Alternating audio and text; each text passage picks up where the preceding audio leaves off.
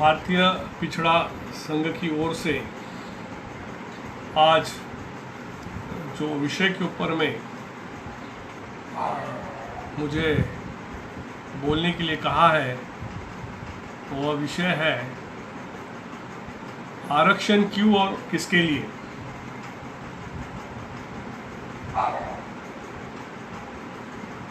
तो सबसे पहले मैं आपको मेरा परिचय कर दूंगा। मैं प्रदीप ढोबले ओबीसी सेवा संघ का अध्यक्ष हूँ और पिछले 30 सालों से मैं मंडल आयोग लगने के समय से जो पिछड़ा वर्ग की मूवमेंट है उसमें काम कर रहा हूँ।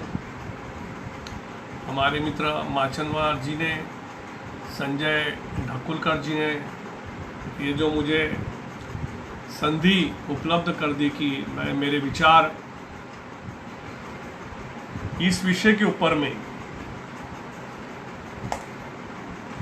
जो आरक्षण का विषय है उसके ऊपर मैं रखूं, इसके लिए मैं सबसे पहले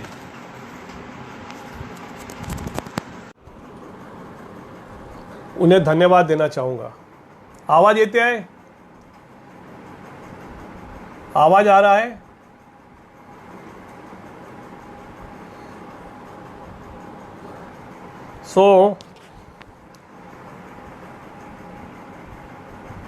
हाँ, तो मैं जो यह आरक्षण जो विषय ये बहुत गंभीर विषय है और बहुत से लोगों को यह विषय समझ में नहीं आता और आधी अधूरी जानकारी के तहत लोग इस विषय के ऊपर में अपना ओपिनियन बनाते हैं।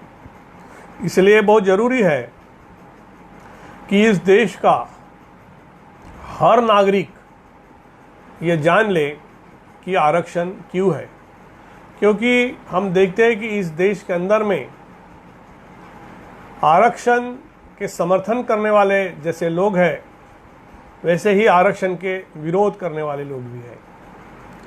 और इसके तहत इस देश के अंदर में आरक्षण इस विषय के बारे में हमारा देश दो हिस्सों में बटा हुआ है।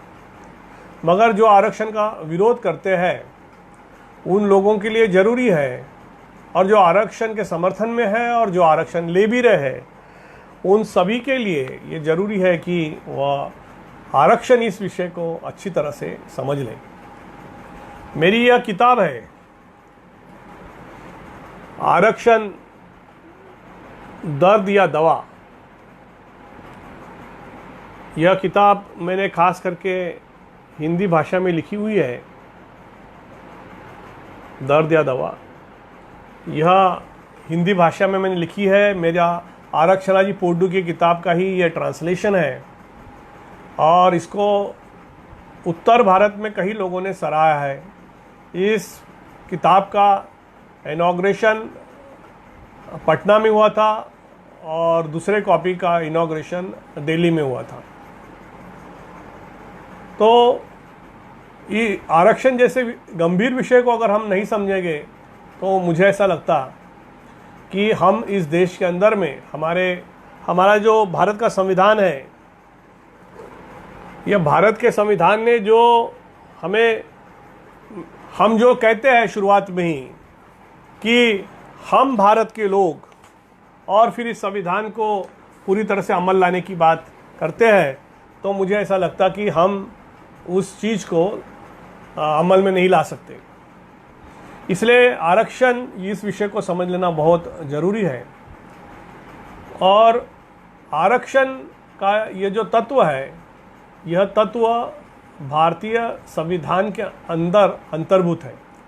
आपको मालूम है डॉक्टर बाबा साहब आम्बेडकर यह संविधान की जो ड्राफ्टिंग कमेटी थी उसके चेयरमैन थे और वो आधुनिक भारत में सामाजिक न्याय के इस शताब्दी के सबसे बड़े नेता के स्वरूप में सामने आए, क्योंकि उन्होंने इस देश के तमाम अनुसूचित जाति, जनजाति, पिछड़े वर्ग के आंदोलन को दिशा दी है, लड़े हैं और सामाजिक न्याय देश में लाने की कोशिश की है। और इन्होंने जो यह सामाजिक न्याय का तत्व है आरक्षण, इसे जो भारतीय संविधान में लाया हुआ है, तो उन्होंने, वो ड्राफ्टिंग कमेटी के चेयरमैन थे, मगर उस कॉन्स्टिट्यूएंट असेंबली में जो संवैधानिक सभा थी, उस सभा में सभी प्रांत के, सभी भाषा के, सभी जात के, सभी धर्म के, सभी पंथ के, स्त्री और पुरुष, ऐसे सभी लोग थे। यह जो संविधान का जो दस्तावेज है, यह भारत के सभी प्रदेश के सभी प्रतिनिधियों ने साइन किया हुआ एक डॉक्यूमेंट है। और यह डॉक्यूमेंट की रिस्पेक्ट करना, जब हम कहते हैं कि हम भारतीय नागरिक हैं, तो ये हमारा कर्तव्य बनता है। और अगर इसका विरोध करते हैं, तो हम हमारे संविधान को सही तरह से अमल में नहीं ला रहे हैं, या संविधान को हम समझ नहीं पा रहे हैं। क्योंकि भारत, यह जो देश आज़ाद हुआ, तो हमें यह देश आज़ाद होने की ज़रूरत क्यों पड़ी, इसके पीछे अगर हम जाएंगे तो हमें दो प्रमुख आंदोलन दिखते हैं। एक जो आंदोलन है वो लोकमान्य तिलक और महात्मा गांधी का आंदोलन हम कह सकते हैं, कि जो स्वतंत्रता का आंदोलन था। और दूसरा आंदोलन हम देखते हैं कि वह फुले शाहू अंबेडकर साहब का आंदोलन था। तो एक आंदोलन जो था वो राजकीय आंदोलन था, और दूसरा आंदोलन जो था वो सामाजिक आंदोलन था। अब राजकीय आंदोलन इसलिए था कि इस देश के ऊपर में ब्रिटिशों का राज था, और इस देश के 100% जो रिसोर्सेस है, जो साधन है, जो संपत्ति है, उस पर ब्रिटिश लोग कब्जा कर बैठे थे। तो उनको हम सब भारतीयों को उसके ऊपर आपत्ति थी कि भाई ये जो लोग हैं, यह कैसे सभी साधन और संपत्ति के ऊपर में अपना अमल रख सकते हैं, और या उसका मालकी हक रख सकते हैं। तो और वो हमारे साथ बराबरी का व्यवहार करना नहीं चाहते थे, वो हमें राजकीय गुलाम बनाए रखना चाहते थे। मगर क्या हमें ये मंजूर था? हमें ये कतई मंजूर नहीं था, और इसीलिए हमने उनको खदेड़ दिया। और 15 अगस्त 1947 को इस देश को राजकीय आज़ादी मिली। मगर जो दूसरा आंदोलन मैं कह रहा हूँ, जो महात्मा फुले, राष्ट्रपिता फुले शाह अम्बेडकर का जो आंदोलन है, वो सामाजिक आंदोलन था। क्या वो सामाजिक आंदोलन खत्म हुआ? और फिर सामाजिक आंदोलन किस वर्ग में था? क्योंकि ये सामाजिक आंदोलन है, इसलिए इसको इस ढंग से समझना पड़ेगा कि इस देश के अंदर में समाज के दो तबके हैं, एक अगड़ा तबका और एक पिछड़ा तबका। और समझने के लिए मैं ये कह सकता हूँ कि जो अनुसूचित जाति, जनजाति, अन्य पिछड़ा वर्ग में के सभी धर्म के लोग, क्योंकि शेड्यूल ट्राइब ओबीसी ये सभी धर्म में है। ये मीथ हो गया, ये हमारी गलत जानकारी भी हो सकती है कि हम सोचते हैं कि हिंदू में, ये SC ST OBC हिंदू में भी है, मुसलमानों में भी है, सिखों में भी है, क्रिश्चियनों में भी है, जैनों में भी है, बौद्धों में भी है। तो इसमें सभी धर्म के जो सामाजिक पिछड़े लोग, और यह तबका अगर निकाल डाले तो जो बाकी रहता है वो है सामाजिक अगड़ा तबका। तो वो जो सामाजिक अगड़ा तबका है, अगर ब्रिटिश चले गए तो क्या ये ब्रिटिशों को खदेड़ने का जो आंदोलन हुआ था, उस आंदोलन में हम सब भारतीय लोग जमा हुए थे, हमने उनको इकट्ठा हुए। मोहनदास करमचंद गांधी नाम के व्यक्ति को अगर महात्मा गांधी का कहा गया, इसका कारण है कि लाखों की संख्या में लोग उनके पीछे थे, और उन लोगों में सभी लोग थे, और बहुतांश संख्या में जो किसान, कामगार, तरह तरह के काम करने वाले लोग, जिसे हम बहुजन कह सकते हैं या सामाजिक पिछड़े कह सकते हैं, ये लोग बहुत थे। तो क्या उन लोगों को आज़ादी मिलने के बाद जो उन्होंने ब्रिटिशों को भगाया, वो मिला क्या? ये प्रश्न है। और इस प्रश्न का उत्तर हमें तभी मिल सकता है जब इस देश में सामाजिक न्याय प्रस्तावित हो। तो इसके लिए हमें ज़रूरी है ये देख लेना कि क्या जो भारत की जो स्थिति है, उसमें हम अभी मुख्य जो इस देश के अंदर में हम जिसको चार खंबे कहते हैं हमारी जो लोकशाही में, और लोकशाही के उसमें हमारा एक तबका जो है वो चुन के आने वाले लोग, चुने हुए प्रतिनिधि, और उनसे बनती है हमारी लेजिस्लेटिव बॉडी। तो ये लेजिस्लेटिव बॉडी में जो शेड्यूल कास्ट के लोग हैं और शेड्यूल का ट्राइब के लोग हैं, इन्हें रिजर्वेशन दिया गया है भारत के संविधान के आर्टिकल 330 और 332 के तहत। फिर दूसरी है एग्जीक्यूटिव बॉडी यानी कार्यकारिणी। कार्यकारिणी में कौन आता है? तो भारत का राष्ट्रपति आता है, भारत का प्रधानमंत्री उसका मंत्रिमंडल आता है, सब राज्य के मुख्यमंत्री उनका मंत्रिमंडल आता है, और फिर सब IAS ऑफिसर आते हैं, सब IPS ऑफिसर आते हैं, सब IRS ऑफिसर आते हैं, सब तरह के अफसर जो प्रथम श्रेणी द्वितीय श्रेणी है, ये कार्यकारिणी है। तो हम जब इस कार्यकारिणी या एग्जीक्यूटिव बॉडी में देखते हैं तो हमें मालूम पड़ता है कि आज भी मैं समझने के लिए सिर्फ प्रथम श्रेणी अधिकारी की बात लूँगा, तो प्रथम श्रेणी अधिकारियों में सिर्फ जो ऊपर के तबके के लोग हैं, ब्राह्मण, राजपूत, तत्सम जो उच्च जातियाँ है, वो उनका जो परसेंटेज है वो आज 70 से 80% है। तो एक और जो schedule caste, schedule tribe, OBC और पिछड़ा वर्ग है, जिनकी लोक संख्या ही 80-85% है, उन लोगों का प्रतिनिधित्व मात्र 10 या 15% है, और जिन लोगों का 10 या 15% है उनका यहाँ कार्यकारिणी में जो प्रतिनिधित्व है वो 80-85% है। तो भाई ये तो आज़ादी का मकसद नहीं था। आज़ादी का मकसद था कि ब्रिटिशों को इसलिए भगाया क्योंकि ब्रिटिश हमारे को बराबरी का हिस्सा नहीं दे रहे थे। तो अगर हम उसके बाद भी अगर बराबरी नहीं हो रही तो फिर हमारे लिए यह सामाजिक न्याय की लड़ाई और महत्वपूर्ण हो जाती, और इसलिए सामाजिक न्याय की, लेकिन सामाजिक न्याय की लड़ाई के पक्ष में भारत का संविधान लिखा गया है, ये बात हमने समझ लेना चाहिए। जो भी सामाजिक न्याय के लड़ाई में ऐसे कुछ ब्रिटिश थे कि जो हमारे भारत के राजकीय आंदोलन के भी पक्षधर थे। वैसे मैं यह भी कहता हूँ कि कोई ऐसे भी उच्चवर्णीय लोग हैं जो सामाजिक न्याय में जो पिछड़े वर्ग के लोग हैं उनके भी पक्षधर है, रह सकते हैं, लेकिन संविधान ने तो कहा है कि सबको बराबरी का न्याय मिलना चाहिए। तो कार्यकारिणी में तो न्याय है ही नहीं।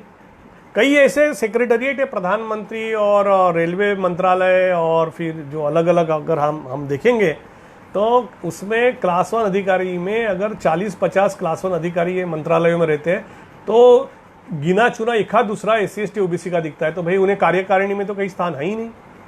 फिर हम जब न्यायपालिका में जाते हैं, जो दूसरा अंग है, न्यायपालिका में अगर हम के जो प्रमुख जहाँ हमारा कॉन्स्टिट्यूशंस डिसीजन होते हैं, जो संवैधानिक निर्णय होते हैं, वो सुप्रीम कोर्ट में और हाई कोर्ट में अगर हम जाके देखें और वहाँ के जजेस की संख्या निकालें तो कोई 700-800 जजेस सुप्रीम कोर्ट और हाई कोर्ट के अगर मिलके होते हैं, तो ये जो 80-85% पिछड़ा वर्ग है, इनके 80-85 जजेस तो होने चाहिए ना।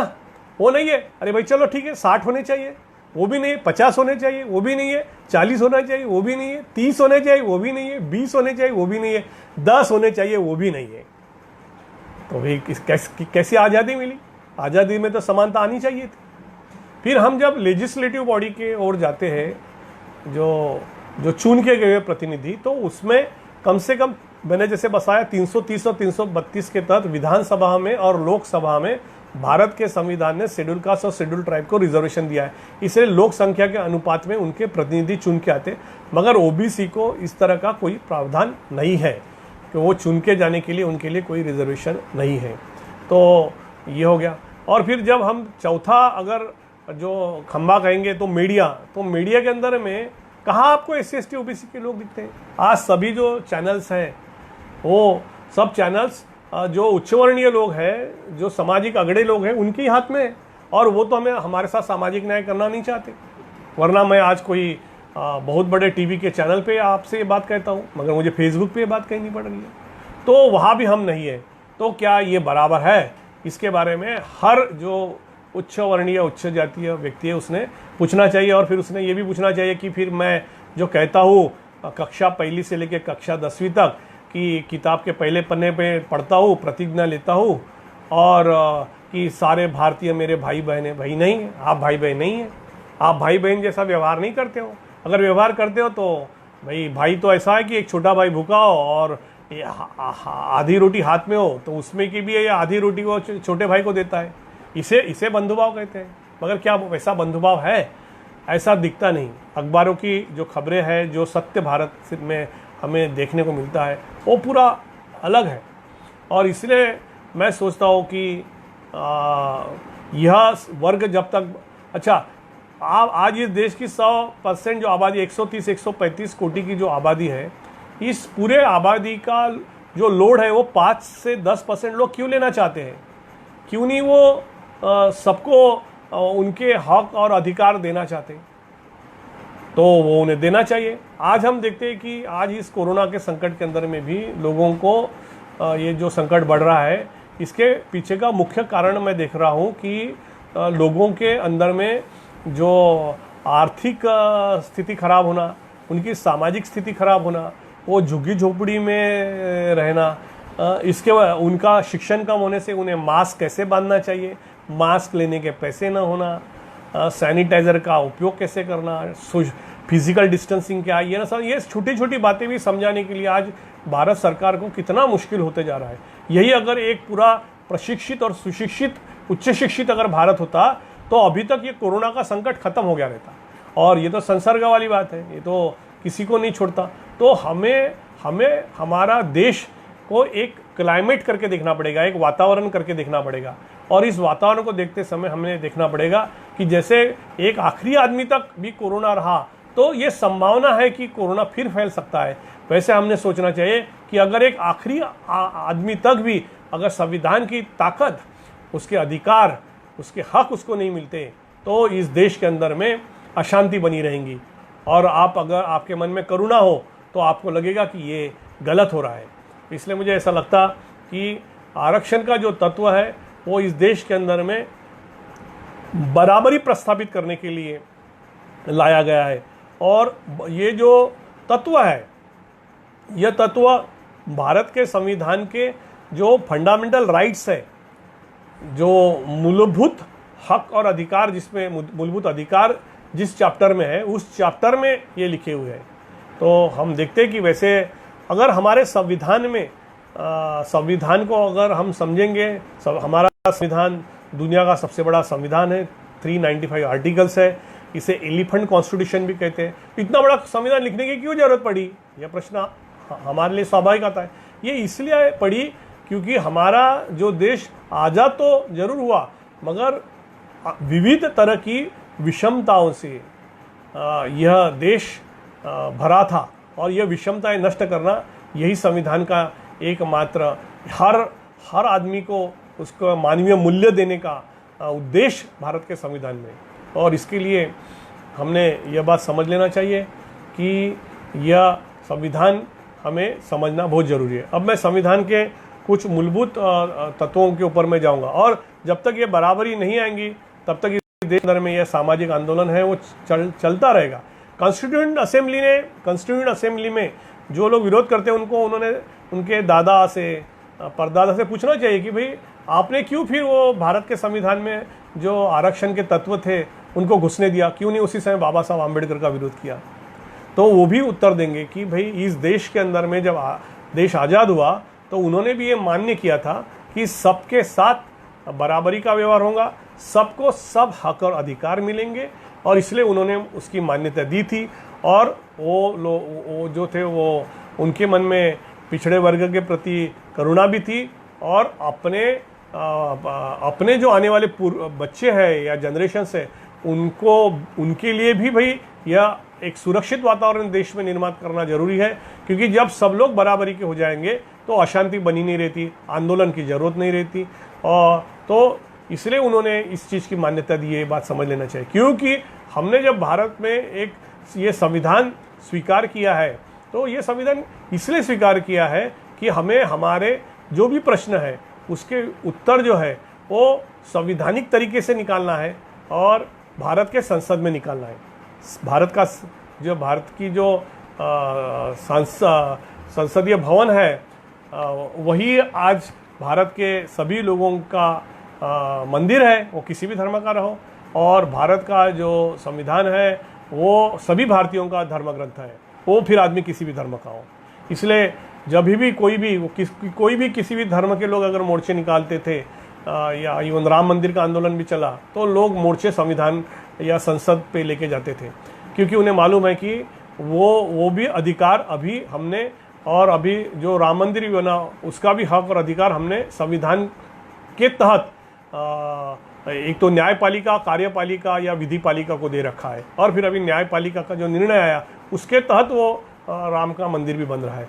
तो ये हमको समझ लेना चाहिए कि आज अगर सबसे ताकतवर अगर कोई चीज़ है तो भारत का संविधान है, और यह संविधान सबके लिए सकारात्मक है। जब हम हमारे पुराने समय की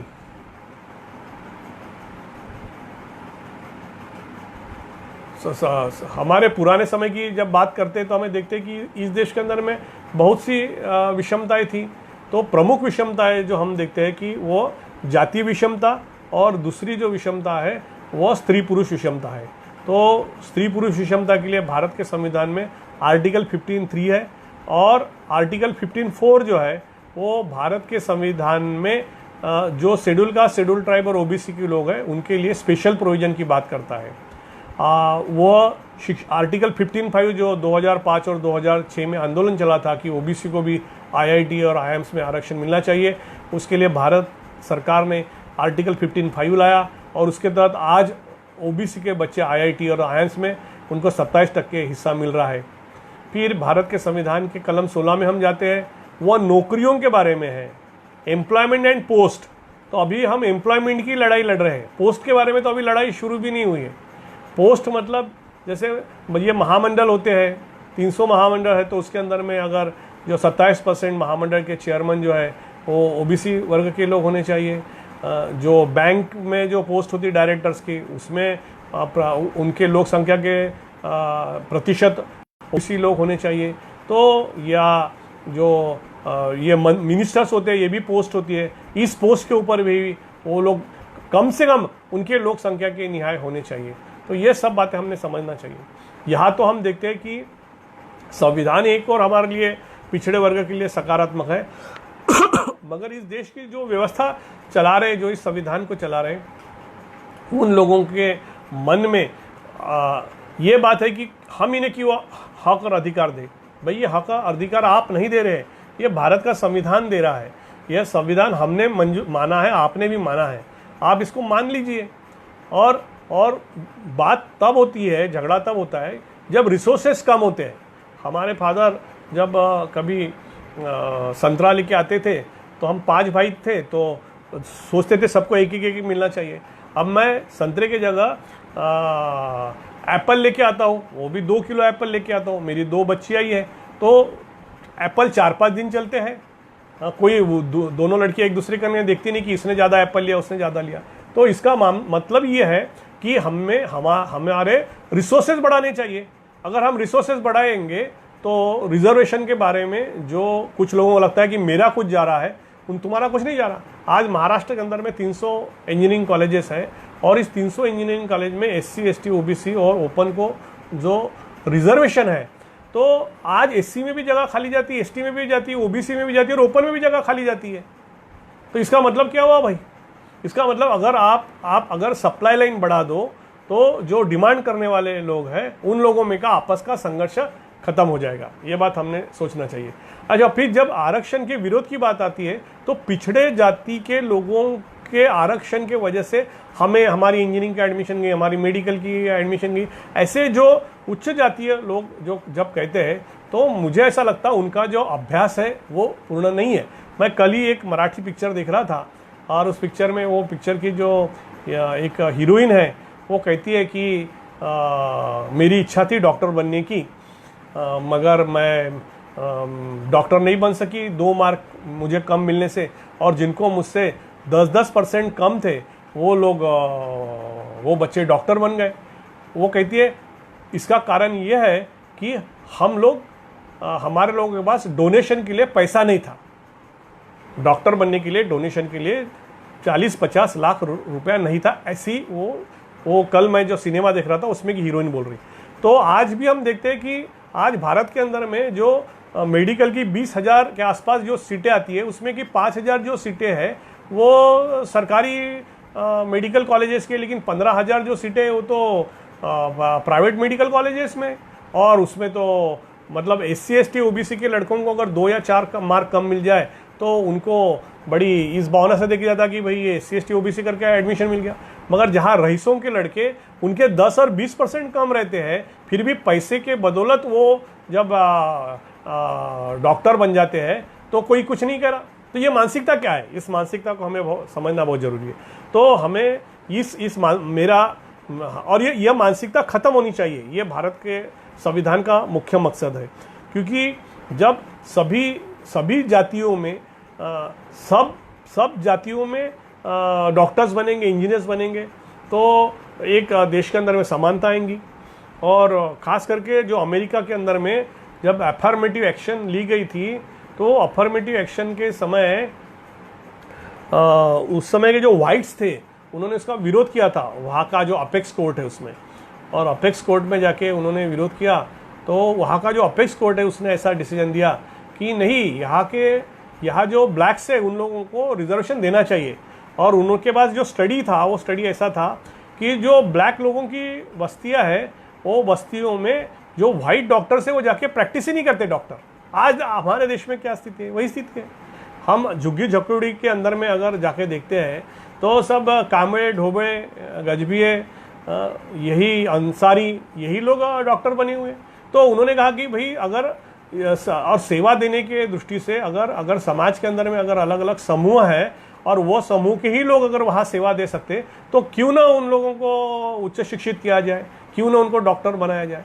दूसरा, लोगों के मन में यह भी समझ है कि भाई किसको 2 या 3% या 2 या 3 कम मार्क कम मिले तो उसमें मेरिट नहीं है। भाई मेरिट जो है वो आपको जब कोई विद्यार्थी किसी मेडिकल कॉलेज में प्रवेश कर रहा है तो उस समय उसके मार्क 2-4 कम हो सकते हैं, लेकिन जब वो मेडिकल कॉलेज से निकल रहा है तब जिसके मार्क 2-4 कम थे वो शायद 2-4 मार्क ज़्यादा लेके भी निकलता है ना। तो इसका मतलब महत्व का जो पोर्शन है वो ये बीच में की 4.5 साल की MBBS की या 4 साल की इंजीनियरिंग की प्रोसेस है। ये प्रोसेस यानी एक ट्रेनिंग है, और इस ट्रेनिंग के अंदर में मैं खुद एक इंस्ट्रक्टर हूँ, मैं विमान का इंस्ट्रक्टर हूँ। तो मुझे मालूम है ट्रेनिंग देते समय मैं ऐसे लड़के देखता हूँ कि कुछ लड़के थ्योरी में कम रहते हैं मगर प्रैक्टिकल से बहुत अच्छे रहते हैं। कुछ लड़के थ्योरी में बहुत एक्सेलेंट, 100 में से 100 मार्क लेंगे, लेकिन एयरक्राफ्ट के प्रैक्टिकल्स के बारे में वो थोड़े कमज़ोर रहते। तो इन सब चीज़ों को हमको इकट्ठा करके देखना पड़ेगा, और और जो मेरिट देखा जाता है वो मेरिट जो है वो आउटपुट पे देखने का होता है, आउटपुट पे देखना है, वो इनपुट पे नहीं देखने का। एक्चुअली हम इनपुट की बात करते हैं कि उसको 10 मार्क कम थे फिर भी उसको एडमिशन मिली।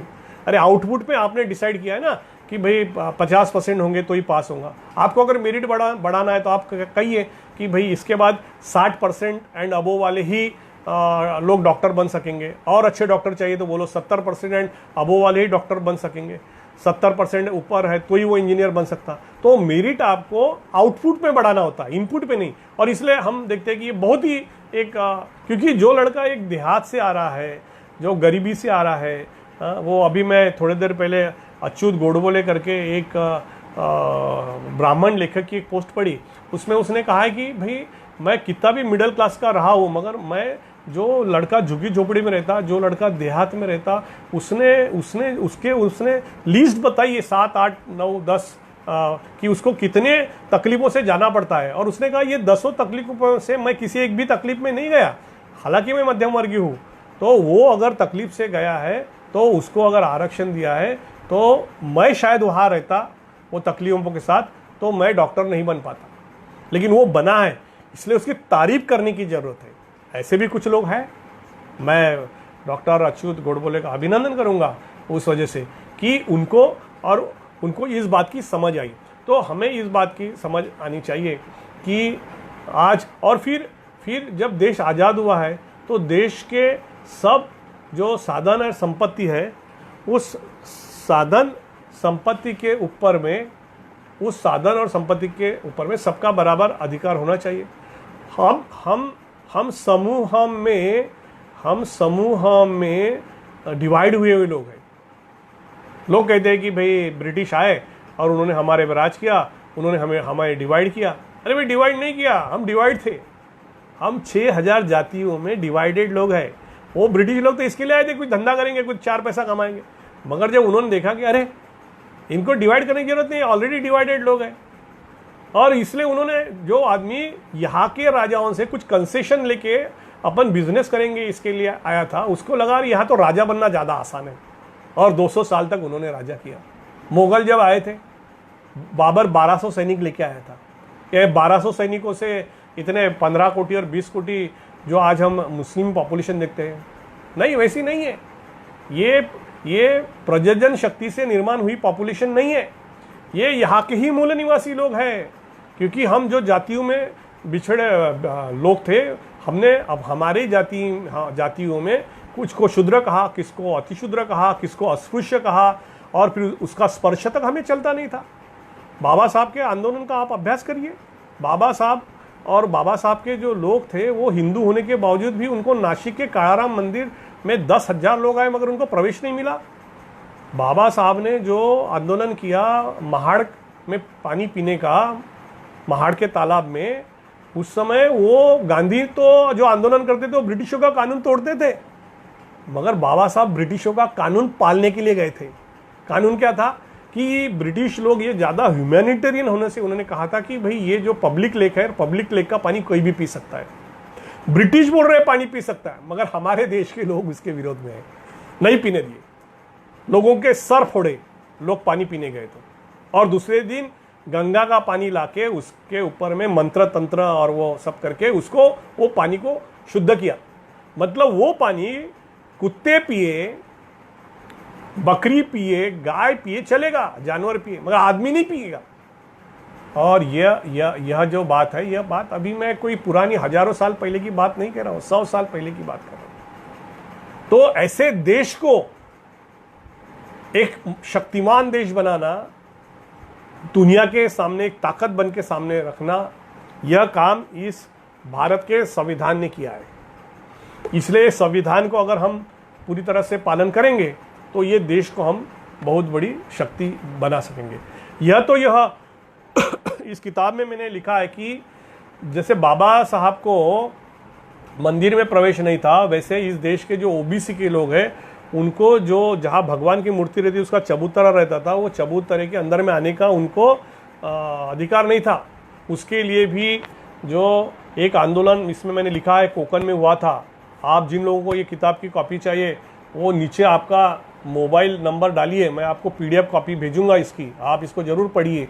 तो उस समय वो चबूतरे को हम खुद अभिषेक करेंगे, इसके लिए भी इस देश के अंदर में अन्य पिछड़े वर्ग के लोगों को आंदोलन करना पड़ा। एक और जहाँ जो अस्पृश्य लोग हैं, अतिशूद्र लोग हैं, उनको पीने के पानी का अधिकार नहीं था, तो इस देश के जो ओबीसी है, जो शूद्र वर्ण में आते, उनको शिक्षण का अधिकार नहीं था।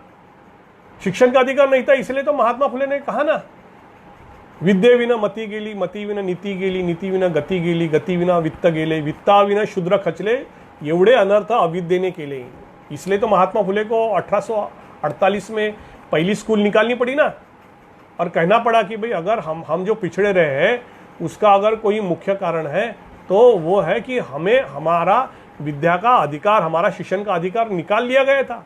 आज भारत के संविधान में हम आर्टिकल 340 को देखते, क्योंकि इस देश के अंदर में जो पहला आरक्षण चलता था उससे में आता, वो आरक्षण नकारात्मक था। जैसे और जो 100% शिक्षण का अधिकार ब्राह्मणों के पास, 100% शस्त्रार्जन का अधिकार क्षत्रियों के पास, 100% अर्थार्जन का अधिकार वैश्यों के पास, और यह सब अधिकार शूद्रों के पास नहीं थे।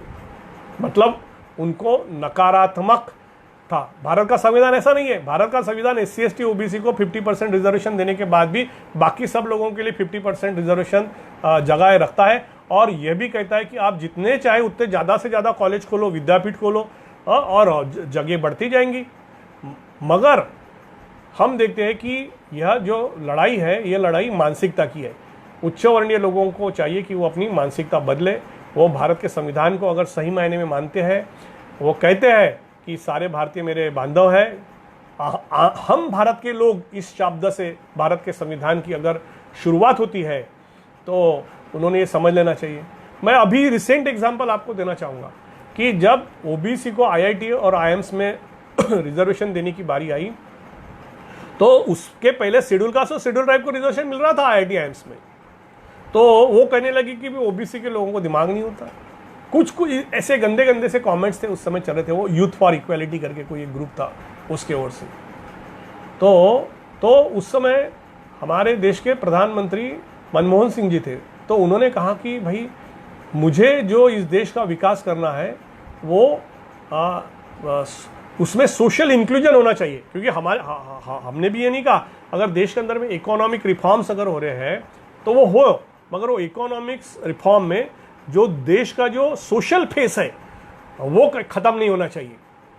सोशल फेस जो था वो ख़त्म करने की कोशिश अगर करोगे तो उसके परिणाम इस देश को बहुत गंभीर भुगतने पड़ेंगे, क्योंकि अभी लोग काफ़ी संख्या में जागरूक हो चुके। तो उसके ऊपर में प्रधानमंत्री मनमोहन सिंह जी ने कहा कि भाई 100 में से अगर 22 जगह जो है वो शेड्यूल कास्ट और शेड्यूल ट्राइब को जा रही है, मतलब 78 जगह आपको उच्च वर्णीय लोगों को मिल रही है, बराबर है। तो उन्होंने कहा कि मैं OBC को जो रिजर्वेशन देना चाहता हूँ वो रिजर्वेशन में मैं जिस क्लास में 100 लड़के वो क्लास को 156 का बनाता हूँ और 50% रिजर्वेशन भी हुआ तो 156 के 50% यानी 78 जगह आपके लिए वैसे की वैसी रहेंगी, आपकी एक भी जगह कम नहीं हो रही। ज़्यादा जगह बढ़ा रहा हूँ मैं IIT एम्स में आपकी एक भी जगह को हाथ नहीं लगेगा। उसके बावजूद भी ये यूथ फॉर इक्वालिटी के जो लड़के हैं इनकी जो मानसिकता है इसका अभ्यास करने की बहुत ज़रूरी है। वो कहने लगे नहीं हाँ हमें ये भी मंजूर नहीं है। भाई क्यों मंजूर नहीं है, क्या है तुम्हारे दिमाग के अंदर में, ये मुझे बताओ, बताना पड़ेगा। दिमाग में जो चीज़ है और ये सब चीज़ का जो विरोध होता है वो विरोध कहाँ से होता है कि हम ये विरोध होता है, इस विरोध का जो बेस है वो हम देखते हैं कहीं महाभारत में है। महाभारत में वो द्रोणाचार्य के बाद जब एकलव्य जाता है कि कहता है कि गुरुजी मुझे शिक्षा दो, बोलता तू आदिवासी है तुझे शिक्षा नहीं दे सकता। वो कर्ण जो कोली के घर में यानी OBC के घर में बढ़ा, उसके वो जाता है, उसको कहते तुझे नहीं दे सकते, तू शूद्र है। तो क्योंकि इस देश के अंदर में जो शास्त्र लिखा गया था पुराना, उस शास्त्र में इस देश के 85% 90% लोगों के हक और अधिकारों का हनन किया गया है। यह है रामायण और महाभारत। तो वो जो है वो खुद शिक्षा एकलव्य प्राप्त कर लेता है। तो आज उस एकलव्य के घर तक जो भारत का संविधान है वो संविधान उसके दरवाजे पर आज नॉक कर रहा है। उल्टा हो गया है, महाभारत से भारत में उल्टा हो गया है। जय भारत जय संविधान, भारत में उल्टा हो गया है। भारत का संविधान उस एकलव्य के घर के ऊपर में दरवाजे पे जाके थाप मारता है, बोलता है भाई बाहर आओ, तुम्हारे शेड्यूल ट्राइब लोगों के लिए 7.5% रिजर्वेशन रखा गया है। आप में से 7.5% लोग कलेक्टर बन सकते हो, कमिश्नर बन सकते हो, इंस्पेक्टर बन सकते हो, इंजीनियर बन सकते हो, डॉक्टर बन सकते हो, आओ। ये द्रोणाचार्य की व्यवस्था नहीं है, यह फुले शाह अम्बेडकर की व्यवस्था है। तो इस यह व्यवस्था परिवर्तन हमें हमारे लोगों तक लेके जाना पड़ेगा, उनको समझाना पड़ेगा। और मुझे ऐसा लगता कि यह सब चीज़ों के लिए, और जहाँ अभी हम द्वंद्व में फंसे हुए लोग हैं, क्योंकि एक तो पुराना जो हमारा जो शास्त्र है, कथा है, पुराण है, उसका भी इम्पैक्ट हमारे पे है। भारत का संविधान जो हम देखते हैं उसका भी इम्पैक्ट है, और एक द्वंद्व में हम फंस जाते हैं। तो ये द्वंद्व से हमें बाहर निकलना पड़ेगा, इस द्वंद्व से हमें बाहर निकलना पड़ेगा। और यह द्वंद्व से बाहर निकलने का एक ही तरीका है, हम सब लोग भारतीय बन जाए, सब लोगों को समान हक और अधिकार मिले।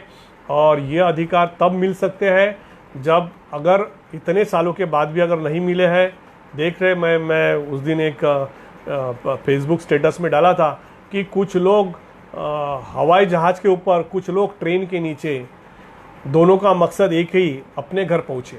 ऐसा कैसा हो सकता है? यह हमें बिल्कुल मंजूर नहीं है। और इसके लिए हमें चाहिए कि भारतीय संविधान को पुरजोर ताकत हमने देना चाहिए। और ये संविधान के जो तत्व है, तो मैं जब ये बात कह रहा हूँ कि OBC के लोग जो थे ये शूद्र थे, क्योंकि इनको सामाजिक जो और भारत के संविधान ने उन्हें जो शब्द प्रयोग में किया है वो किया है कि socially and educationally backward classes, सामाजिक और शैक्षणिक दृष्टि से पिछड़े हुए लोग। सामाजिक दृष्टि से क्यों? क्योंकि वर्ण व्यवस्था में वो शूद्र थे। और एजुकेशनली बैकवर्ड क्यों? क्योंकि उस शूद्र वर्ण को शिक्षण का अधिकार नहीं था।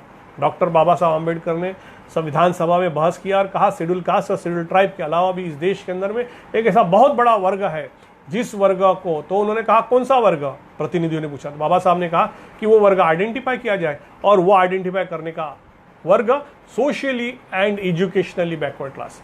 वो socially and educationally backward class ACBC, ये शब्द OBC के लिए लागू हो रहा है। और आज 70 साल के बाद भी अगर OBC एक छोटी सी मांग कर रहा है, इस देश का जो 65% जो OBC का वर्ग है, एक छोटी सी मांग कर रहा है कि भाई हमारी जनगणना की जाए। क्यों बोल रहा है वो जनगणना की? हम तो कहते हैं हमारी जनगणना ना हो, सभी की जनगणना हो। किसके हक में 70 साल में हक, कितने अधिकार, कितनी साधन, कितनी संपत्ति गई है, कैसा बंटवारा हुआ है, इसका राज तो खुलना ही चाहिए। और जब ये राज खुलेगा तो जो उच्च वर्णीय लोग हैं वो समझते हैं कि हमारे लिए बराबर नहीं है। लेकिन अगर इस देश के अंदर में हमें भाईचारे के साथ सबको रहना है तो ये राज आपको आज नहीं तो कल खोलना पड़ेगा, क्योंकि ये समाज मर रहा है, मरता क्या न करता, ऐसे समाज की स्थिति आए इस तरह तक इसकी आप राह न देखिए। और एक छोटी सी मांग है कि जो OBC की जनगणना होनी चाहिए, उस जनगणना के तहत हर एक को उनके हक और अधिकार प्रस्थापित होने चाहिए, क्योंकि वही हम यह देश मजबूत होने का सबसे बड़ा तरीका है। और इसीलिए आरक्षण का ये जो तत्व है, ये आरक्षण का तत्व पिछले कुछ दिन पहले हमने देखा कि भारत में वो दिल्ली में जंतर मंतर के ऊपर में कुछ लोगों ने संविधान को जलाया, और जलाने के बाद कितनी प्रतिक्रियाएं हमारे नेताओं से आई, कितनी प्रतिक्रिया आई। जिस संविधान की कसम खाके जो लोग इस देश के अंदर में मुख्यमंत्री और प्रधानमंत्री होते हैं, वो किन लोगों ने उसके प्रति खेद व्यक्त किया, ये मैं प्रश्न खड़ा करता हूँ। तो अगर जिस संविधान की आप कसम खाते हो, क्या उस संविधान के, जिस संविधान ने आपको PM और CM बनाया है, क्या जिस आप भी किसी गरीब घर के अगर आदमी हो, आज कोई झाड़ू वाला, चाय वाला भी इस देश का प्रधानमंत्री अगर बन सकता है, तो ये संविधान की ताकत है। तो वो हिम्मत हम में होनी चाहिए कि इस संविधान ने अगर इतने बड़े, आज इस देश के अंदर में महिलाओं को विशेष अधिकार नहीं थे, महिला वर्ग को शूद्र माना जाता था, मगर माननीय इंदिरा गांधी इस देश की प्रधानमंत्री बनी, पाटिल ताई इस देश की राष्ट्रपति बनी, तो पद ही का नाम राष्ट्रपति रखा था ताकि पुरुष ही बने, वो भी वहाँ एक लेडी बनी। यह संविधान का चमत्कार है। तो वो ये जिस संविधान के तहत हम जी रहे, जिस संविधान के तहत हम बढ़ रहे, उस संविधान के प्रति हमारी ईमानदारी होनी चाहिए, हमारी सचोटी होनी चाहिए। और यह अगर आप नहीं रखोगे तो लोग इतने अभी बावले नहीं हैं, लोग आपकी जो चालें हैं समझ लेंगे। तो इसके लिए जितने जल्दी हो सके इस देश के अंदर में सब लोगों ने समझ लेना चाहिए। और किसी को बांटने से आप भूखे नहीं रहने वाले हो, क्योंकि और ज़्यादा खाना हम सब लोग अगर ताकतवर होते तो बनाते रहेंगे, खाना बाकी रहेगा, इतना खाना हम बना सकते हैं, यह विश्वास। लेकिन ये जो मानसिकता है, ये मानसिकता बदल देनी चाहिए। और फिर आरक्षण की बात जब आती है तो कुछ लोग ऐसे कहते हैं कि भाई कब तक ये आरक्षण रहेगा। ये आरक्षण जातियों के आधार पर है, जब तक जातियाँ रहेंगी तब तक ये आरक्षण रहेगा। और जातियाँ अगर खत्म करनी है तो सभी लोगों को ये निश्चय करना पड़ेगा कि मैं जाति मानता नहीं, इतना बोलने से जातियाँ खत्म होती नहीं। बहुत जातियाँ मानते नहीं कहने वाले लोग जब अपना खुद का शादी का है या अपने लड़के लड़की की शादी की बात आती है तो अपनी जात बिरादरी में लड़का लड़की ढूंढते हैं, इसलिए वो बहुत बड़े धक्कों से ले ऐसे लोग, वो क्रांतिकारी लोग मैं बिल्कुल नहीं मानूंगा। तो ऐसे लोगों से मैं कोई अपेक्षा भी नहीं करता हूँ, लेकिन फिर भी ज़रूर कोशिश की जानी चाहिए। इतना बदल ज़रूर हुआ है कि हमारी जो जाति व्यवस्था थी उसके तहत एक जाति का आदमी दूसरे जाति के आदमी के यहाँ खाना भी नहीं खा सकता था, मगर आज जो हमारे देश के अंदर में एक बहुत बड़े राष्ट्र संत गाडगे महाराज हुए जो गोपाला गोपाला देवकी नंदन गोपाला बोलते थे और सभी जातियों के लोगों को इकट्ठा करके उनके घर का खाना इकट्ठा करके फिर सबको खाना खिला देते थे।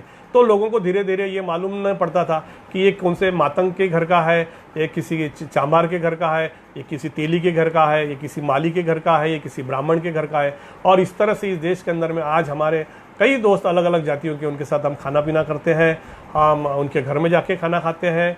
तो यहाँ तक तो ये जाति व्यवस्था शिथिल हुई है, मगर जहाँ तक रोटी व्यवहार तक आई है बदल हुआ है, मगर बेटी व्यवहार तक अभी तक बदल हुआ नहीं है। फिर बाद में यह जो बंधन थे हमारे ऊपर में, उसमें बस्तियों का बंधन था, जैसे कहीं तेलीपुरा था, कहीं कुंभारवाड़ा था। अब तो भारत के संविधान के कलम 19 ने कह दिया है कि भाई आपको जो चाहे जहाँ चाहे आप रह सकते हैं, इसलिए इस तरह के कोई जातियों के वाड़े बनाने की ज़रूरत नहीं है। फिर जो बाबा साहब आम्बेडकर ने कहा कि भाई हर देश के अंदर में जब व्यवस्था चलती है तो जो श्रम करने वाला श्रम है उसका विभाजन जरूर होता है, क्योंकि कोई तो भी आदमी है जो कारपेंटर का काम करेगा, कोई लोहार का काम करेगा, कोई नाई का काम करेगा, ये तो हर देश के अंदर में ही है। मगर क्या हुआ था कि वो काम करने वाले लोग उन्हीं जातियों में बंदिस्त हो गए थे। तो बाबा साहब ने बहुत अच्छा वक्तव्य कहा है कि भाई श्रम का विभाजन होना, यह बात तो हर देश की व्यवस्था के लिए जरूरी है, मगर श्रमिकों का विभाजन होना और वो हमेशा के लिए ही वैसे ही चलना, इससे इस देश का बहुत बड़ा नुकसान हुआ है। तो भारत के संविधान के आर्टिकल 19 ने इसको भी तोड़ दिया है और सबको कहा है कि भाई अभी आपको जो चाहे वो नौकरी आप कर सकते हैं। आप अगर ब्राह्मण हो तो भी जूते का दुकान खोल सकते हो, अगर आप चर्मकार समाज से हो तो भी आप कलेक्टर बन सकते हो, क्योंकि रिजर्वेशन है आपके लिए। तो ये उथल पुथल जो हुई है, ये सब भारत के संविधान की, एक अच्छे भारत में हम पहुंचे। अब हमें पीछे नहीं जाना है, हमें आगे जाना है। जिन लोगों के मन में दिमाग में थोड़ा भी कुछ खोखलेपन हो, कोई कचरा हो, वो सब वो मुझे ऐसा लगता है निकाल डाले तो ये देश एक मजबूत देश बन सकता है। इसलिए आरक्षण इस देश के अंदर में, और जाते जाते मेरा जो एक मुख्यमंत्री करके नाटक है, उस नाटक में जो एक आरक्षण के तत्व के बारे में एक अंतिम प्रवेश है, वो मैं आपको बताता हूँ कि वहाँ भी एक ढोबले सर है और उनके 2 विद्यार्थी चुन के आते हैं चुनाव के अंदर में, और वो अपनी सरकार बनने पे उनकी स्थिति आती है तो वो कहते हैं कि मीडिया को कि भी हम अभी सामाजिक न्याय की सरकार बनाएंगे। तो उनका एक जो विद्यार्थी होता है वो पूछता है, सर सामाजिक न्याय मतलब क्या होता है? तो उसे प्रति प्रश्न करते हैं कि अगर एक रास्ते से एक आदमी 3-4 दिन से भूखा है और एक आदमी रोज़ सवेरे से शाम खाना खा रहा है, और वो देखते हैं कि एक पोतली पड़ी हुई है और वो दोनों भी एक ही साथ झड़पते हैं और उसमें 4 रोटियां होती है, तो उन्होंने कैसी खानी चाहिए? तो वो लड़का कहता है कि सर दोनों ने 2-2 रोटियां लेनी चाहिए। तो सर कहते हैं कि नहीं, 2-2 रोटियां देना मतलब न्याय है, मगर जो भूखा है उसको 3 रोटियां देना और जो खा पी के उसको 1 रोटी देना, इसका अर्थ सामाजिक न्याय होता है। तो आप सामाजिक न्याय जो जिसका जितना शोषण हुआ है उसका उतना ही पोषण करना पड़ेगा। हम भी हमारे घर में जब घर का जो आदमी बीमार होता है उसके ऊपर ज़्यादा ख्याल देते, उसी पर ज़्यादा पैसा लगाते, उसी को हॉस्पिटलाइज करते, उसी को ट्रीटमेंट देते हैं। जो अच्छा हट्टा कट्टा है उसको थोड़ी ट्रीटमेंट देते हैं हम एक्चुअली। तो ये हमने समझ लेना चाहिए। तो ये है, तो वो उनकी जो विद्यार्थिनी रहती है वो पूछती है कि अगर सर ये सामाजिक न्याय है, तो अगर ऐसा हुआ तो कि वो 4 रोटियों में एक ही आदमी 4 रोटियां रख ले और दूसरा आदमी को कुछ ना मिले, तो सर कहते हैं इसे कहते हैं मनुवादी न्याय। ये हजारों साल से इस देश में चल रहा था, मनुवादी न्याय। और मनुवादी न्याय का अगर कोई उत्तर है तो वो है सामाजिक न्याय। इसलिए मित्रों, हमें इस देश के अंदर में सामाजिक न्याय लाना है, और यह सामाजिक न्याय के तहत जो भी डॉक्टर, इंजीनियर्स जो भी बन रहे हैं, उन्होंने ये समझना चाहिए कि वो इस भारत के संविधान के से बने हुए प्रतिनिधि है, और वो प्रतिनिधित्व तो उन्हें इसलिए मिला है कि भारत के संविधान के कलम 16(4) में ऐसा लिखा हुआ है कि रिजर्वेशन किसको देना चाहिए। तो उसमें 2 प्रमुख चीज़ें लिखी है कि वो रिजर्वेशन उनको मिलना चाहिए, those who are backward class of citizen, यानी जो इस देश के अंदर में पिछड़े समूह है, और दूसरा कहा है कि those who are not adequately represented, यानी जिनको लोक संख्या न्याय प्रतिनिधित्व नहीं मिला है, उन लोगों को, मतलब ये 2 कंडीशन है। तो ये 2 कंडीशन जो सेटिस्फाई करता है उसी को रिजर्वेशन मिलता है। और जो लोग चाहते हैं कि रिजर्वेशन खत्म हो, तो उन लोगों ने ये कोशिश करनी चाहिए कि रिजर्वेशन के ज़्यादा से ज़्यादा बेनिफिट कैसे पिछड़े वर्गों को पास हो और ये सिस्टम खत्म हो जाए। क्योंकि जब पिछड़ा समूह नहीं रहेगा और जब सबको ही एडिक्वेट रिप्रेजेंटेशन मिल जाएगा, तो आरक्षण मांगने वाले जो लोग हैं वो आरक्षण नहीं मांगेंगे, क्योंकि आरक्षण मांगने में हमें कोई खुशी नहीं है। मैं पिछड़े समाज का हूँ, ऐसा बोलने में कोई हमें बहुत खुशी मिलती नहीं है, ये हमारा दर्द है। मगर ये दर्द होते हुए भी हम, क्योंकि समाज में पढ़े लिखे लोग होने के वजह से हम इस समाज के पुढ़ारी बन के उस समाज का आंदोलन चला रहे, और हम हमारे जो नेता है वो भला ही पिछड़े जाति के हो, मगर उनके जो विचार थे वो अगड़े विचार थे। वो फिर वो बात फुले साहब की हो, शाहू साहब की हो, या डॉक्टर बाबा साहब अम्बेडकर, उनके विचार ये अगड़े थे, संविधानवादी विचार थे, विज्ञानवादी विचार थे, अंधश्रद्धा के खिलाफ विचार थे, अज्ञान के खिलाफ विचार थे, विरुद्ध विचार थे। पूर्ण शिक्षण के महात्मा फुले ने कहा कि सख्ती का शिक्षण होना चाहिए, सबको मुफ्त शिक्षण मिलना चाहिए। आज हमारे देश के अंदर में क्या हो रहा है, शिक्षण एक कमोडिटी बन गया है, जो रईस है वही शिक्षण ले सकता है। ये तो बात हर देश के जो उच्च जातीय लोग हैं उन्होंने भी सोचना चाहिए, क्या ये कमोडिटी है? अरे भाई, सबको शिक्षण का अधिकार मिलना चाहिए, सबको ही आरोग्य का अधिकार मिलना चाहिए। आज जिन लोगों के पैसा है वो लोग मेडिकल इंश्योरेंस निकाल रहे हैं, बाकी लोगों का क्या? जो हम सरकारी अस्पताल देखते हैं उनकी स्थिति क्या है? मगर इस सब चलते हुए हम देख रहे हैं कि काम कौन आ रहा है, तो सरकारी अस्पताल ही काम में आ रहा है। लोगों को लेके कौन आ रही है, तो सरकारी एयरलाइन एयर इंडिया ही ला रही है। लोगों को क्वारंटाइन करके कहाँ रखा जा रहा है, तो सरकारी स्कूलों में ही बेड डाल के रखा जा रहा है। तो सरकार ने भी शायद ये कोरोना के वजह से ये बात समझ लेनी चाहिए कि इस देश की जो भी संपत्ति है, जो भी साधन है, उसका ज़्यादा से ज़्यादा राष्ट्रीयकरण किया जाए। और इस राष्ट्रीयकरण की प्रक्रिया में इस देश के जो तमाम समूह हैं, पिछड़े समूह, अगड़े समूह, इन सब का प्रतिनिधित्व उसमें होना चाहिए। और तब कहा जाके यह देश एक महासत्ता बनेगा। सिर्फ आपके कहने से कि भाई देश महासत्ता बन जाएगा, इस साल बन जाएगा, इस साल इतना पैसा आएगा, ऐसा नहीं होता है। देश मतलब कोई एक व्यक्ति नहीं होता है। देश मतलब इस देश की 130 कोटि जनता होती है, और उस 130 कोटि जनता के अंदर में चूर चूर के स्वाभिमान, उनके चूर चूर उनके हक और अधिकार मिलना, इससे देश बनता है। क्योंकि मैं तो देश विदेश घूमते रहता हूँ, तो मैं कभी अमेरिका में जाता हूँ तो मैं देखता हूँ कि अगर वो वहाँ से अगर एक स्टेयर केस से अगर 3 आदमी उतर रहे हो, और उसमें का एक आदमी बिल गेट्स हो, जो कि अमेरिका का सबसे बड़ा उद्योगपति है, दूसरा आदमी बिल क्लिंटन हो, जो अमेरिका का राष्ट्रपति रहा है, और तीसरा बिल का। तो भी जब मैं स्टेयर केस से नीचे उतरते वहाँ देखता था, तो अगर मैंने उनके चेहरे देखे नहीं और मुझे बताया कि ये 3 व्यक्ति है, तो मैं उनको पहचान नहीं पाऊंगा। क्योंकि वही टाई कोट पहने हुए, सेल्फ स्टीम उनके चेहरे पर दिखती है कि यस, इनको इन देश ने बहुत कुछ दिया है, जो भी बना है वो इस देश की वजह से बना है। ये ताकत उनके चेहरे से लपकती है, और यह जो ताकत है, यह हमें देना है, आज देश को देना है। तो मुझे ऐसा लगता है कि मैं कुछ पढ़ भी रहा हूँ, ओबीसी खुद को ओबीसी नहीं बोलता। ये ओबीसी अगर ओबीसी को खुद को नहीं बोलता, तो ये जो समस्या है, क्योंकि इसमें अगर वो खुद को ओबीसी नहीं बोलता, ये उसकी समझ है, क्योंकि ये जानकारी का अभाव है, जानकारी का अभाव का वो शिकार है। तो जो भी ओबीसी के जो प्रतिनिधि बन रहे हैं, जो अभी आईआईटी से पास हो रहे हैं, आईएम से पास हो रहे हैं, आईएएस ऑफिसर बन रहे हैं, आईपीएस ऑफिसर बन रहे हैं, इन लोगों की ये जिम्मेदारी है, वो और सभी की ये जिम्मेदारी है कि उनको ये समझाए कि आप जो ओबीसी है, और ओबीसी के लिए और ये जो रिजर्वेशन का तत्व भारत के संविधान में है, वो तत्व जो है समूह के लिए है। और ये समूह के लिए होने के बावजूद ओबीसी के लिए जो क्रीमी लेयर लगाया है, वो सबसे गलत चीज़ है। क्योंकि क्रीमी लेयर की वजह से ओबीसी के ऊपर में के जो आर्थिक दृष्टि से सक्षम लोग हैं, उनको छाट डाला। अरे भाई, वही तो लोग हैं जो आंदोलन चढ़ाते, जिनमें 4 पैसे खर्चा करने की, 2 दिन अपनी आंदोलन को देने को रहते। तो उन लोगों को ही जब तुमने छाट डाला, तो वो लोग सोचते कि मुझे क्या फ़ायदा होगा। मतलब हमारे अंदर में भी ऐसे लोग हैं ये। तो ऐसे लोगों को भी ये समझना चाहिए कि भाई, अगर तेरे बच्चे को या तेरे बच्ची को अगर आईआईटी आईएम्स में एडमिशन नहीं मिली, मगर हो सकता तेरा दामाद जो है वो आईआईटी आईएम्स में से पास होके जो आएगा, वो ओबीसी कोटे से आया होगा, तो वो गरीब भी होगा, और नॉन क्रीमी से भी अगर आया होगा, तो भी तो उसे दामाद तो बनाने वाला है ना। तो इसलिए ये बात हमने व्यक्तिगत तौर पर न सोचते हुए इस बात को सामूहिक तौर पर सोचना चाहिए। भारत सरकार ने भी इसको सामूहिक तौर पर सोचना चाहिए।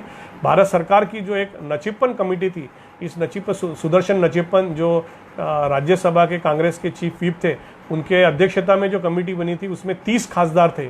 उसमें ममता बनर्जी थी, उसमें शरद पवार जी थे। यह जो पार्लियामेंट्री कमेटी है, पार्लियामेंट्री कमेटी ने जो रिकमेंडेशंस दिए है, उस रिकमेंडेशंस में के 4 महत्वपूर्ण रिकमेंडेशन मैं आपको बताऊंगा। तो उसमें का एक रिकमेंडेशन था कि जो रिजर्वेशन का जो 50% का सीलिंग है, वो सीलिंग निकाल दिया जाए। दूसरा था कि ओबीसी का जो क्रीमी लेयर है की कंडीशन है वो हटा दी जाए। तीसरा था कि ओबीसी को रिजर्वेशन इन प्रमोशन दिया जाए। और चौथा था कि जो रिजर्वेशन है वो सभी क्षेत्र में दिया जाए, सभी क्षेत्र में रिजर्वेशन दिया जाए। क्योंकि कुछ ये सुपर स्पेशलिटी है, ये ऐसा है वैसा है, ऐसा बोलेंगे यार भाई न्याय व्यवस्था में भी रिजर्वेशन होना चाहिए। अगर गांव की हमारा अनुभव है, गांव की पंचायत में अगर पंचायत करने वाले लोग जो अगर एक ही जाति के हो और उनके जाति का और दूसरे जाति के अंदर में अगर कोई संघर्ष होता है तो अपने जाति के प्रतिनिधि को बचाते हैं। क्योंकि हम लोग बहुत कास्टिस्ट लोग हैं, हमारा ग्रूमिंग ही कास्टिस्ट हुआ है। इसमें मैं कोई वो जो न्यायाधीश है उनको दोष नहीं दूंगा, मगर वो आदमी जैसा बढ़ता है वैसा वो बर्ताव करता है। तो इसके लिए जब भी पंचायत गांव की बनती तो पंचायत में 5 अलग अलग जाति के लोग जब से रखना शुरू हुआ तब जाके सब जातियों को न्याय मिलना शुरू हुआ। जो पंचायत को लागू है वही कानून हाई कोर्ट और सुप्रीम कोर्ट को भी लगाना चाहिए। हाई कोर्ट सुप्रीम कोर्ट के जो जजेस हैं वो कौन है? वो भाई नौकर ही है ना। जब IAS और IPS में लोग जो है उनको गवर्नमेंट ट्रेजरी से पैसा मिलता है और वहाँ 27% रिजर्वेशन है, तो ये जो हाई कोर्ट के जो सुप्रीम कोर्ट के जजेस है ये भी तो सैलरीड क्लास है, तो इनमें भी वहाँ भी रिजर्वेशन होना चाहिए। क्योंकि जितने जल्दी हम इस देश के अंदर में सामाजिक न्याय लगा सकेंगे उतना ये देश का भला होगा। और भारत का संविधान ये सामाजिक न्याय के लिए है, और भारत के संविधान का सामाजिक न्याय का जो तत्व है, यह तत्व की रक्षा करने का काम जो है ये भारत के न्यायपालिका का है। और भारत की न्यायपालिका में ही सबसे पहले सामाजिक न्याय का तत्व आना चाहिए, क्योंकि यहाँ नहीं आएगा तो सामाजिक न्याय कैसा लगेगा। शुरुआत यहाँ से होनी चाहिए। हमने हमारे हक और अधिकारों की लड़ाई लड़नी चाहिए। आपने मेरी बात बहुत अच्छी तरह से सुन ली। मैं कोई क्लॉज वाइज नहीं गया, क्योंकि वो आपको बोरिंग भी होता संविधान के एक एक कलम को अगर मैं पढ़ के बताता तो। इसलिए मैंने जनरल इस चीज़ को रखने की कोशिश किया है। इस आंदोलन को, जो ओबीसी का आंदोलन है, इसको महाराष्ट्र में एडवोकेट जनार्दन पाटिल ने बढ़ाया, बिहार में त्यागमूर्ति RL चंदापुरी ने बढ़ाया, दक्षिण में पेरियार रामास्वामी ने बढ़ाया, महाराष्ट्र में तो मैं कहा ही फुले शाह अम्बेडकर ने। ऐसे बहुत से लोग हैं जिन्होंने इस ओबीसी को न्याय देने के लिए आंदोलन किया है। इन सभी लोगों को मैं फिर से प्रणाम करता हूँ, उन्हें दंडवत करता हूँ और मेरी बात जो है यहाँ ही ख़त्म करता हूँ। जय भारत, जय संविधान।